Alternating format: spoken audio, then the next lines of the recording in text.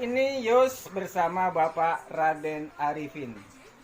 Raden Arifin ini adalah masih aktif di silat Palembang, juga di IPSI Palembang ya Pak ya? Iya. Nah, saat ini di Korps apa Pak sekarang di Korps? Ya, di Popsri Pencak Silat Sriwijaya. Perguruan olahraga pencak silat Sriwijaya. Perguruan ya Pak ya? Iya. Perguruan masih aktif ya. Berapa anggota sekarang Pak? Kurang lebih 300. 300 masih aktif ya? Masih aktif ya. Jadi kita ikut lomba-lomba juga Pak keluar. Ikut lomba juga. Khususnya yang di bidang apa tuh?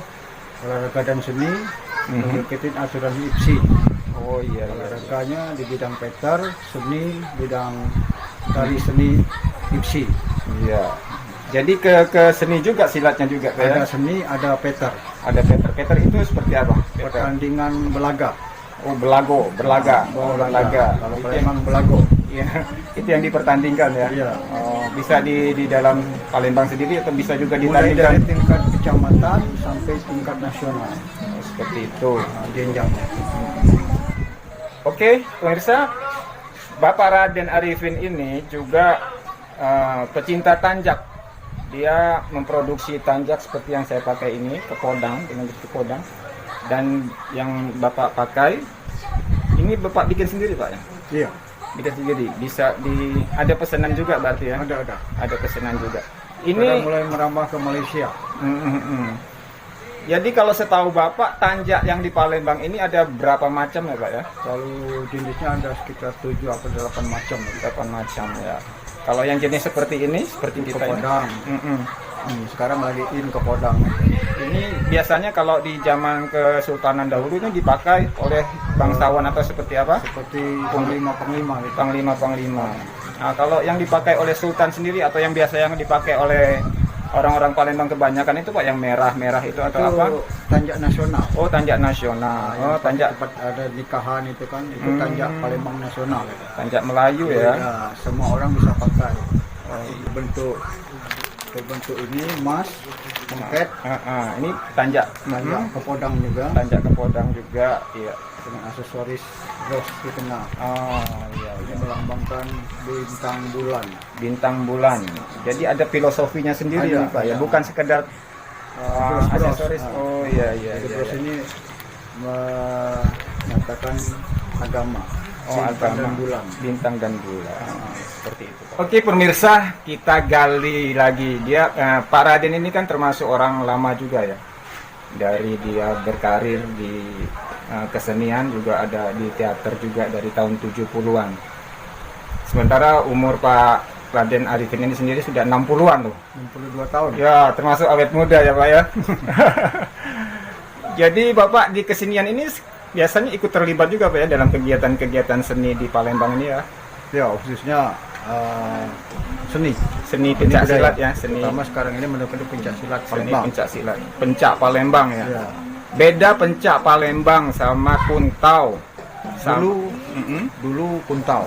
Kuntau Karena sebelumnya. kuntau itu tidak dipertandingkan. Setelah berkembangnya zaman, jadi dirubah menjadi pencak silat. Pencak silat. Oh, Karena jadi pencak akar. silat ini olahraga dan seni, tanpa ada embel-embel ilmu kebatinan. Jadi olahraga dan seni benar-benar murni, tidak ada ilmu kebatinan. Jadi skill yang ditampilkan. Oh iya. Bapak dulu berkompetisi dulu sejak tahun Belajar tahun 1972 sampai mengikuti kejuaraan nasional tahun 79. Remaja pertama di Jakarta. Di Jakarta tahun 79 ya. Iya. Sudah berprestasi itu ya, Alhamdulillah. membanggakan Palembang, Sumatera Selatan ya. Iya. Pada saat Gubernur Sainan Sagiman Pak ya. Betul. Tahun 79. Kemudian terus berlanjut di situ ya. Sampai saat ini Sampai dengan saat ini tetap berkarya, tetap berkesenian. karya Khususnya berkesenian. pencak silat Palembang. Pencak silat Palembang, alhamdulillah ya.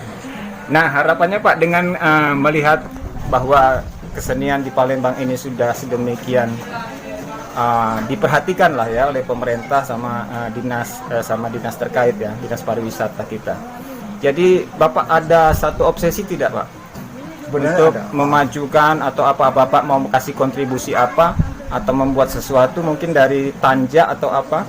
Untuk sekarang ini terutama di bidang pencaksilat kami sudah merambah ke hotel-hotel, terutama di bidang seni budaya, yaitu menampilkan pencaksilat. Pencaksilat. Ke hotel. Oh, masuk hotel ya Pak ya? Sudah Jadi dua satu hotel. entertain ya, hiburan ya? Hiburan. Jadi Seperti itu. Hotel Arya Duta dan Novotel. Oh sudah itu ya? Dan tempat pernikahan-pernikahan lain yang mencintai seni budaya Palembang. Oh selalu pakai ya untuk opening atau apa ya? Opening ya. Iya iya iya. Setelah iya, itu iya. kami juga selalu mengembangkan pencaksilat ini bagaimana khususnya orang Palembang dari anak-anak sampai di remaja untuk bisa mempelajari pencaksilat Palembang, karena pencak Palembang ini sudah mulai sedikit Iya. yang mengajarkan Yang mencintai atau yang apa? mencintai, Iya dari dulu. sudah menipis. Karena kebanyakan mereka senang dengan olahraga-olahraga yang dari luar, sedangkan kebudayaan kita ini lebih segala-galanya, Iya. mulai dari tingkat dasar sampai ke ibarat dari lantai bumi sampai ke langit. Jadi tiada putusnya pencaksilat itu. Saya pun mungkin seumur setengah hidup saya ini sudah berkecimpung di Di pencaksilat. pencaksilat ya Pak ya. Pak, kalau biar pemirsa tahu ya Pak ya bahwa sejarah historinya pencaksilat di Palembang ini dulu tuh seperti apa? Maksudnya apakah setiap orang atau setiap penduduk bisa ikut pencaksilat Pak, atau ada peraturan tertentu di zaman kesultanan dulu? Memang dulu ada ketentuan khusus, ya, khususnya orang Palembang. Iya. Karena dulu pencak Palembang ini tidak semua orang bisa belajar, khususnya yang mempunyai bangsa Raden. Oh, jadi dia harus ada gelar Pak ya? Nah, dia gelarnya Raden. Jadi mereka tuh harus dan wajib belajar pencak silat. Itu pun dulu bukan pencak silat, dulu kuntau. Kuntau ya Pak ya. Nah, kuntau itu tidak diajarkan untuk semua orang. Jadi khusus untuk orang-orang Palembang asli, sama bangsanya Raden. Iya iya iya. Dengan berkembangnya zaman sekarang ini, bagaimana caranya pencak silat atau kuntau itu berkembang Iya. ke masyarakat, baik maupun lokal maupun sampai ke luar negeri. Karena pencak silat ini tidak menutup kemungkinan menambah pengalaman, menambah rekan, dan memperkenalkan seni budaya Palembang asli ke mancanegara. Iya iya iya iya. Artinya zaman dahulu itu emang kaum Raden itu harus dipersiapkan untuk ikut ya Benar. pencaksilat. Jadi mereka wajib belajar pencak silat. Dulu pertama kali di Palembang ini ada P3. P3. P3 itu pencak priai Palembang. Pencak Priai Palembang. Nah, priai itu termasuk Raden-Raden. Oh iya. Dengan berkembangnya zaman, pecah lagi menjadi PKPA, PKPA. pencak asli priai Palembang. Oh iya iya. Masih juga orang-orang Raden. Masih orang Raden juga. Setelah itu berkembang lagi dengan P3, P3. pecinta pencak Palembang. Nah, setelah itu mulai ada Kemas, ada Ki Agus, ada Mas yang ikut belajar, Kemas, Mas Agus, Ki Agus, dan Raden. dan Raden. Iya. Jadi berkembanglah pencak silat itu. Termasuk guru kami, Ki Agus Ahmad Zainuddin atau dipanggil Mang Uding. Dia salah satu murid dari Raden Hamid Tarnate. Nah, mereka inilah yang mengembangkan pencak silat. Dari nama kuntau berpindah ke pencak silat. Oh seperti itu. Tergabung di IPSI. Kebetulan Mang Uding ini sebagai wasit nasional di bidang pertandingan.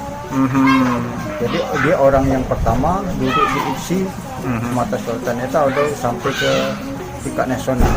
Mereka duduk di seksi pertandingan. Jadi mau tidak mau kami sebagai muridnya harus mempersiapkan diri untuk menjadi atlet. Jadi mengembangkan pencak silat yang ada di Palembang ini. Seperti itu. Khususnya pencak Palembang.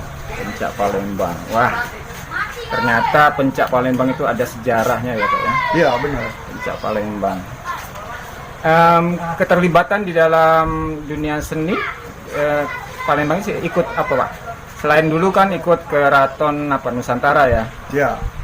Itu 300 orang ya, Ya, menyiapkan 300 orang.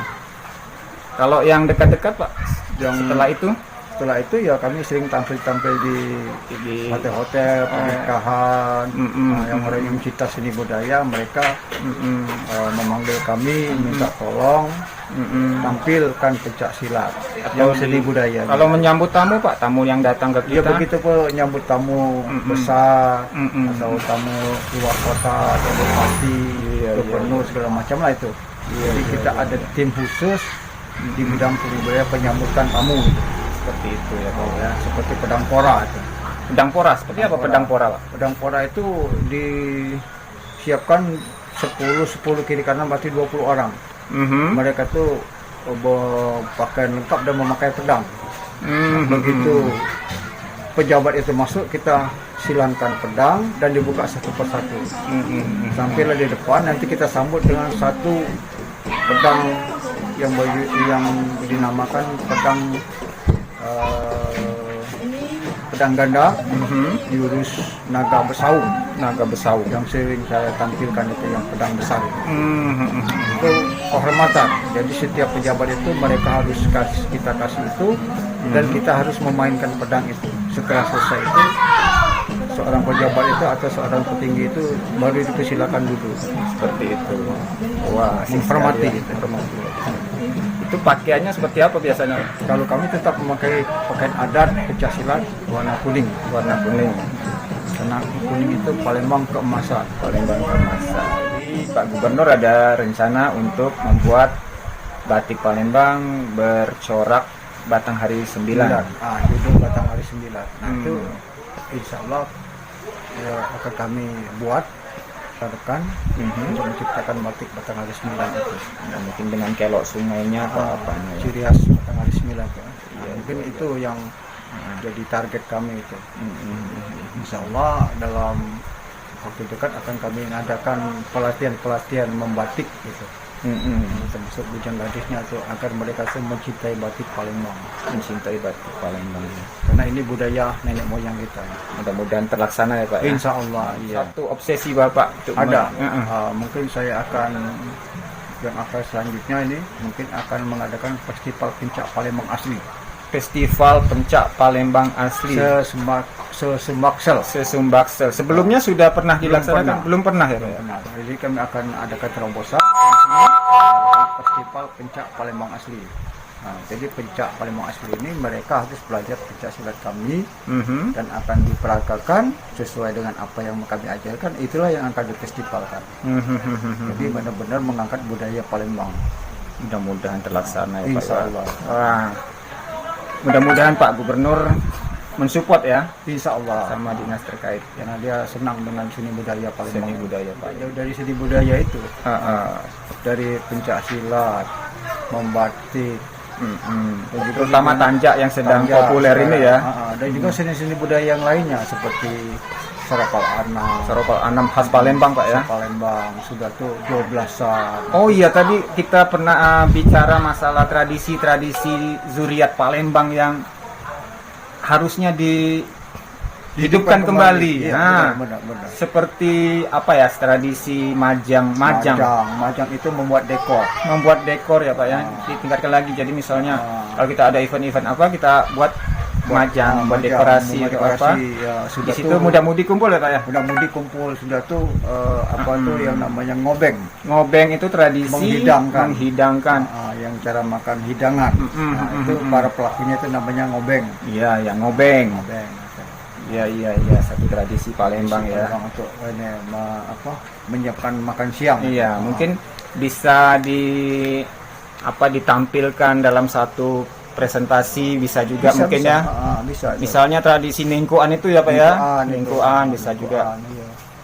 Wah, jadi banyak yang tradisi kita, seni budaya kita ini sudah mulai tergeserkan ya, oleh budaya asing yang masuk itu. Peradaban kekinian. Jadi saya berkeinginan seni budaya Palembang ini bangkit kembali. Iya. Disitulah keinginan saya. Tetap eksis dengan kegiatan pencak silatnya. Harus. Ya, mudah-mudahan kita doakan Pak Arifin ini tetap sehat. Amin. Ya, tetap bisa berkarya, bersinergi dengan para milenial muda yang cinta kebudayaan. Pesannya Pak, terakhir. Marilah khususnya Wong Palembang, Iya. remaja putra dan putri, mari kita cintai budaya Palembang asli. Siapa lagi kalau bukan kita? Palembang Paca. Palembang Paca. Oke pemirsa, salam budaya. Selamat